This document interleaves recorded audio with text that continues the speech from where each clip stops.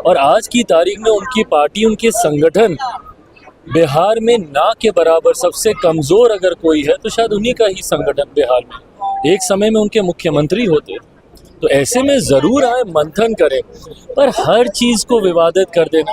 अब सुन तो लीजिए स्थानीय प्रशासन क्या कह रहे हैं। कोई डीएम एसपी किसी द्वेष भावना से तो नहीं कह रहे, कहीं ना कहीं कोई ऐसी जानकारी होगी आपकी सुरक्षा को लेकर, लोगों की सुरक्षा को लेकर, समाज को लेकर।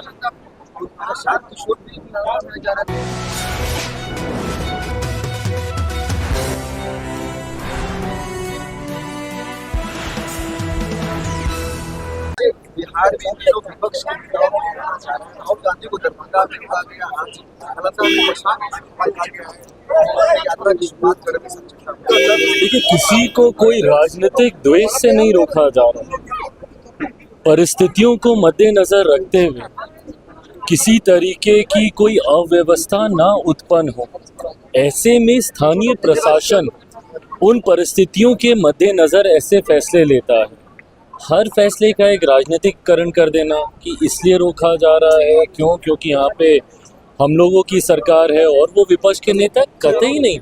हम लोग तो चाहते हैं कि भाई आप आइए, राहुल जी को इतने समय के बाद अगर बिहार की याद आ रही है तो ये अच्छी बात है, आना चाहिए उन्हें। एक लंबे समय तक उनकी सरकार बिहार में रही और आकर उनको मंथन करना चाहिए कि क्या कारण है कि एक लंबे समय से उनकी सरकार यहाँ पर नहीं है और आज की तारीख में उनकी पार्टी, उनके संगठन बिहार में ना के बराबर सबसे कमज़ोर अगर कोई है तो शायद उन्हीं का ही संगठन बिहार में। एक समय में उनके मुख्यमंत्री होते, तो ऐसे में ज़रूर आए, मंथन करें, पर हर चीज़ को विवादित कर देना। अब सुन तो लीजिए स्थानीय प्रशासन क्या कह रहे हैं। कोई डीएम एसपी किसी द्वेष भावना से तो नहीं कह रहे, कहीं ना कहीं कोई ऐसी जानकारी होगी आपकी सुरक्षा को लेकर, लोगों की सुरक्षा को लेकर, समाज को लेकर।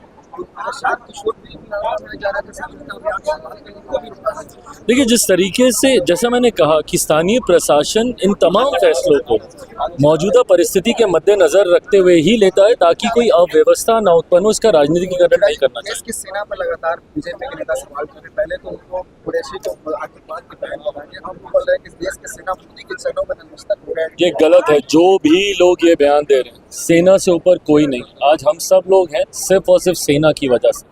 नतमस्तक हमें होना चाहिए अपने जवानों के सामने, अपने सैनिकों के सामने।